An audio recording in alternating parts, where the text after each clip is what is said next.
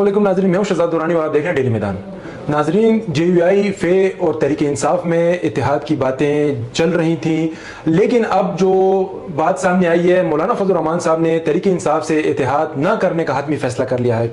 इसकी क्या वजूहात हैं और इसके सियासी मंजरनामे पे क्या असरात मरतब होंगे, इस बारे में हम जानते हैं। हमारे साथ मौजूद हैं सीनियर सहाफ़ी शमीम शाहिद साहब। मुल्की और बैनुल अक़वामी सियासी अमूर पे इनको काफ़ी दस्तरस हासिल है। इनसे जानते हैं कि मौलाना फजल रहमान साहब ने यह फैसला क्यों किया है और इसका क्या पस मंज़र है। जी सर। देखिए, बात यह है कि मौलाना फजल रहमान की जमीयत उलमा इस्लाम और इमरान खान की पाकिस्तान तहरीक इंसाफ के दरमियान पिछले, अगर आप देखें, तकरीबन 15 सालों से उनके दरमियान काफ़ी इख्तिलाफात थे। एक दूसरे पर मुख्तलिफ जगहों पर न सिर्फ एतराज़ात करते थे बल्कि बहुत ज़्यादा नेगेटिव अल्फाज भी इस्तेमाल किया करते थे। लास्ट ईयर जब इलेक्शन हो गए फरवरी 2024 में, तो उसके बाद इन दोनों के दरमियान कुर्बतें तो बढ़ गई, मगर ये कि इन दोनों के दरमियान एहतमाद साजी नहीं हुई। पाकिस्तान तहरीक इंसाफ वाले अभी तक ज़्यादातर उनके कारकुन जो है वो मौलाना फजल रहमान पर मुतरज़ है। उनके जमीयत के लोगों के लिए उनके अच्छे अल्फाज वो इस्तेमाल नहीं करते। इसी वजह से एक तो ये अहम वजह ये। दूसरी बात ये कि पाकिस्तान तहरीक इंसाफ की जो पॉलिसी है वो वाज़ेह नहीं है कि क्या वो हमेशा के लिए वो इस इख्तिलाफ के प्लेटफार्म पर रहेंगी या वो अपनी साथियों को एतमाद में ले के सियासी मुस्तकबिल का फैसला करेंगे। तो यही वजह है, मेरे ख्याल में यही वजह है कि मौलाना फजल रहमान को पाकिस्तान तहरीक इंसाफ पर एतमाद नहीं है। मौलाना फजल रहमान की पार्टी को उन पर एतमाद नहीं है। इसी वजह से उन्होंने ये फैसला कर दिया है कि वो पाकिस्तान तहरीक इंसाफ और उनके साथ जो तहफ़्फ़ुज़ नज़रिया पाकिस्तान की जो इत्तेहाद है उसमें शामिल हो जाते हैं। उन्होंने उससे अलहदगी का ऐलान कर रखा है और मौलाना फजल रहमान ने खुद उनकी जमात ने हुकूमत के ख़िलाफ़ मुख्तलिफ़ जगहों पर, मुख्तलिफ़ शहरों में और सूबों में उन्होंने एहतजाज का एक प्रोग्राम दिया है जिसमें हुकूमत मुखालिफ रैलियाँ का इनेकाद होगा और उसमें हुकूमत पर प्रेशर बिल्डअप किया जाएगा कि वो जल्द अज जल्द असरनो इंतखाबात कर दें। ये जमीयत का मुतालबा है। सर, अगर देखा जाए तो इस वक्त इमरान खान भी कैद में है और उनकी रिहाई के लिए PTI बहुत सी कोशिशें कर रही है। क्या PTI के मफाद में नहीं अगर मौलाना साहब उनसे इत्तेहाद कर लें और अगर ये इस इत्तेहाद के जोर पे इमरान खान को बाहर निकाल सकते हैं, या मौलाना फजल रहमान साहब इस वक्त जो PTI की कमजोरियों उसको सामने रखते अपने मुतालबा तस्लीम करवाना चाहते हैं? दो बात है ना, वो तो मतलब मौलाना फजल रहमान ने तो ऐसी कोशिश नहीं की है कि PTI के जो अंदरूनी इख्तिलाफात है उनसे फ़ायदा उठाए या आपने स्कोर सेटल कर दे, ये कोई बात नहीं है। मगर ये कि पाकिस्तान तहरीक इंसाफ की पॉलिसी जो है ना वो बिल्कुल तज़ब्ज़ुब का शिकार है। उसका पता नहीं चलता कि आज क्या होगा, कल क्या होगा। कल इमरान खान की जगह पर बैरिस्टर गौहर होगा कि उमर अयूब होगा, क्या सदकेज़र होगा कि शरफजल होगा, कोई पता उनका नहीं चलता। इसी वजह से बहुत से सियासी जमातों को मतलब ऐसा नहीं है। मैं बजाते खुद समझता हूँ कि इमरान खान बहुत ज़्यादा मकबूल है अवामी सतह पर, मगर बात यह है कि वो इस मकबूलियत को इस्तेमाल न कर सका, वो इससे फ़ायदा नहीं उठा सका। अब मतलब अगर वो उसमें सियासी सोच बोझ हो तो ये मौजूदा हुकूमत में सिर्फ पाकिस्तान मुस्लिम लीग की है, पीपल्स पार्टी भी इनके साथ नहीं चल सकती, दीगर को तो छोड़ दे, वो तो इत्तेहादी है।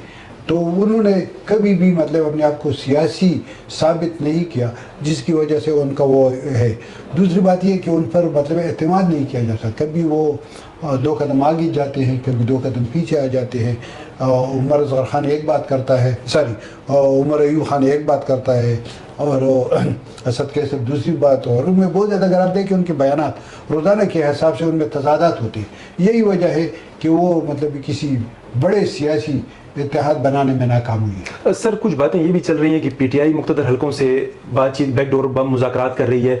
वो मुज़ाकरात किस तरफ जा रहे हैं? आया क्या वो इमरान खान की रिहाई के लिए हैं या KP में अपनी हुकूमत बरकरार रखने के लिए, और आइंदा हुकूमत जो इंतखाबात होने वाले हैं उसके लिए PTI क्या खैबर पख्तूनख्वा में तो हुकूमत बरकरार रखने के लिए किसी किस्म के कोई बातचीत नहीं हो रही है, क्योंकि वो पहले से उनके साथ उनकी बातचीत है, इस्टेब्लिशमेंट के साथ राब्ते भी है।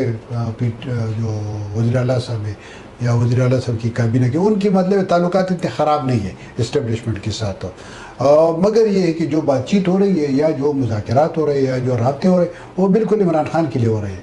मगर ये कि इमरान खान के बारे में मतलब बहुत ज़्यादा لوگ ملے ہیں مقتدر حلقوں سے، بڑے بڑے افسران سے، اور انہوں نے مطلب کوشش کی، مگر یہ کہ کوئی بھی جو بات چیت کر رہے ہیں کوئی بھی یہ گارنٹی دینے کے لیے تیار نہیں ہے کہ مقتدر حلقوں کے ساتھ جو معاہدے ہو جائے یا جو یقین دہانیاں ہو جائے تو ان پر عمل درآمد کی یقین دہانی کون نہیں کرائے، کوئی بھی نہیں کرتا. ہر ایک مطلب عمران خان کی الفاظ یہ جو مختصر الفاظ یہ ہے کہ کوئی بھی عمران خان کی ضمانت دینے کے لیے تیار نہیں ہے کہ عمران خان ایسا کرے گا یا ایسا نہیں کرے گا. تو یہی بات ہے کہ اسی وجہ سے ان کی بات چیت جو ہے وہ ابھی تک ناکام ہے. سر مولانا صاحب جس طرح آپ نے کہا ہے کہ انتخابات کرانے کے لیے حکومت پہ دباؤ ڈال رہے ہیں، تو مولانا صاحب نے کیا حکمت عملی اس سلسلے میں اپنائی ہے یا انہوں کو کیا کرنے جا رہے ہیں، کچھ اس بارے میں ہم دیکھیں نا، پاکستان کی بدقسمتی ہے. اگر آپ دیکھیں تو 1977 سے مطلب یہ ہے کہ حزب اختلاف میں جو بھی ہوتا ہے وہ مطالبہ کر رہا ہے کہ بھائی نئے انتخابات کیے جائیں، مگر حکمت عملی کوئی بھی نہیں ہے. اس وقت بھی یہی صورتحال ہے. آپ دیکھ رہے تھے کہ 1977 میں جب وہ تحریک نفاذ شریعہ محمدی نفاذ اسلام چلا تو اس کا کیا نتیجہ ہوا ماشاء اللہ. پھر مطلب اگر آپ دیکھ رہے تھے کہ وہ تحریک نجات کا ہوا تھا 90 میں، کیا ہوا؟ اسمبلی ڈیزالو، غلام اسحاق خان کا مقام صدر. پھر 93 میں بھی یہی ہوا. پھر 99 میں مارشاء اللہ لگ گیا، غیر اعلانیہ مارشاء اللہ تھا مگر تھا مارشاء اللہ.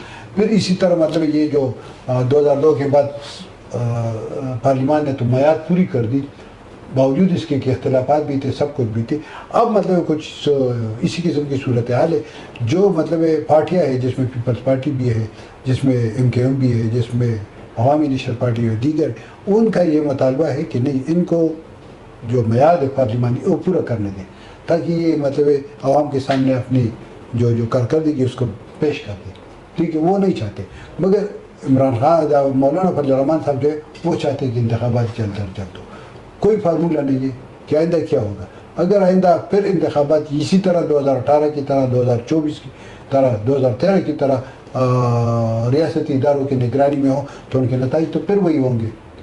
پھر مطلب ایسے لوگ مطلب منتخب آئیں گے جو پیسوں سیاسی ووٹوں کے بجائے پیسوں کی انویسٹمنٹ اور سرمایہ کاری کے نتیجے میں آئیں گے. تو اس سے ملک کو مزید مطلب سیاسی بحران ختم نہیں ہوگا بلکہ مزید پیچیدہ ہوگا. سر جس طرح ہمارے صوبے کی تاریخ رہی ہے کہ کوئی بھی سیاسی جماعت دوسری مرتبہ صوبے میں حکومت قائم کرنے میں ناکام رہی ہے، تحریک انصاف مسلسل تیسری مرتبہ صوبے میں برسر اقتدار آ رہی ہے. لوگ بظاہر تو ان کی کارکردگی سے ناخوش ہیں لیکن پھر بھی وہ کامیاب ہوتے ہیں. تو اگر دوبارہ انتخابات ہوتے ہیں تو کیا صوبے میں پھر تحریک انصاف آئے گی؟ میں آپ کو ایک بات بتاؤں کہ میں اس بات سے بالکل اختلاف کرتا ہوں کہ پاکستان تحریک انصاف جو ہے وہ کارکردگی کی بنیاد پر 3 بار منتخب ہوئے. نہیں، بالکل نہیں. اگر آپ یاد ہے تو 26 مئی 2018 کو اس اسمبلی کا آخری سیشن تھا، اور آخری سیشن ہوتا ہے الیک سلیک کے لیے، اللہ حافظ کے لیے. مگر وہ سیشن اسی وجہ سے نہیں ہو سکا تھا کہ اس وقت پرویز خٹک کی جو اکثریت تھی وہ اقلیت میں تبدیل ہوئی تھی. اس سے بہت زیادہ ممبران اسمبلی جو تھے وہ خفا ہوئے تھے. وہ انہوں نے پاکستان تحریک انصاف سے علیحدگی کا اعلان کیا تھا. اس وقت اگر آپ دیکھیں تو یہی صورتحال تھی جو اس وقت ہے. ٹھیک ہے، مگر یہ ہے کہ ان کو خفیہ اداروں کی یا مقتدر حلقوں کی حمایت 2018 میں بھی تھی اور 2024 میں بھی تھی. مطلب میں سمجھتا ہوں کہ ان کو بالکل کارکردگی کی بنیاد پر ان کو برسر اقتدار نہیں آئے. اب بھی مطلب اگر آپ دیکھ رہے ہیں تو پاکستان تحریک انصاف کے اندرونی اختلافات بھی بہت زیادہ ہیں، ایک دوسرے پر کرپشن کی بھی الزامات ہیں بہت زیادہ ہیں. مگر یہ ہے کہ چونکہ اس وقت اگر آپ دیکھ رہے تھے تو جو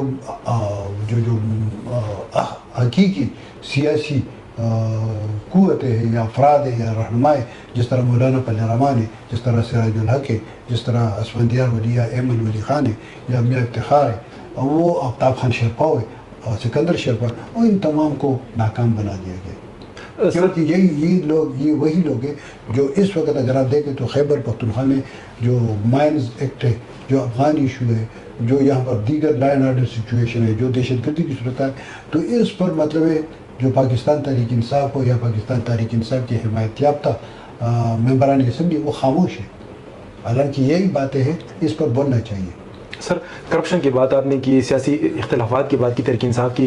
بابر سلیم سواتی صاحب کو آج کی جو مین خبر ہے کہ ان کو کلین چٹ مل گئی ہے بدعنوانی کی جو ان پہ الزامات تھے. اس میں بھی جو ہے تو وہ جو کمیٹی اس میں اختلافات ہیں. آیا کیوں تحریک انصاف صحیح فیصلہ نہیں کر پا رہی؟ دیکھیں نا، یہ مطلب وہ جو کمیٹی ہے نا، وہ بھی اس کی بھی سیاسی مقاصد ہے. بابر سلیم سواتی کو بھی مطلب سیاسی انتقام کا نشانہ بنایا گیا, یا جو دیگر ہے جس طرح یہ جو تیمور سلیم جھگڑا ہے یا اور ہے یا اور. تو یہ تمام مسئلہ یہی ہے کہ پاکستان تحریک انصاف میں بھی اندرونی اختلافات, جس طرح میں نے کہا اندرونی اختلافات ہیں, ایک دوسرے پر الزامات ہیں, بہت زیادہ الزامات ہیں. اور اگر آپ دیکھیں تو اس وقت خیبر پختونخوا کی صورتحال جو ہے وہ پنجاب اور سندھ سے بہت زیادہ خراب ہے. تاہم بلوچستان میں چونکہ ایک مسئلہ چل رہا ہے وہاں سے ذرا بہتر ہے, مگر ان دو صوبوں سے خراب ہے. جی ناظرین, آپ نے دیکھا ہمارے ساتھ سینئر صحافی شمیم صاحب موجود تھے. انہوں نے اپنا تجزیہ پیش کیا ہے تحریک انصاف کیا کرنے جا رہی ہے, تحریک انصاف میں کون سے مسائل ہیں جو پارٹی رہنماؤں اس کو حل کرنے میں ناکام ہے. اگر ہم صوبے کی بات کریں تو صوبے میں اس وقت نئے چیف سیکرٹری صاحب نے آتے ہی بہت زیادہ پوسٹنگ ٹرانسفر کیا, اس پہ بھی انگلی اٹھائی جا رہی ہیں. اگر آپ حکومتی کارکردگی دیکھیں تو اس پہ بھی انگلی اٹھائی جا رہی ہیں. عوام ناخوش ہے اور حکومت پی ٹی آئی جو وعدے اور دعوے کرتی ان کو عملی اقدامات پہنانے میں مکمل ناکام دکھائی دے رہی ہے. ہمارے ساتھ جڑے رہیے گا, اس طرح کی مزید سیاسی صورتحال سے آپ کو آگاہ کرتے رہیں گے. اپنا خیال رکھیے گا. اللہ حافظ.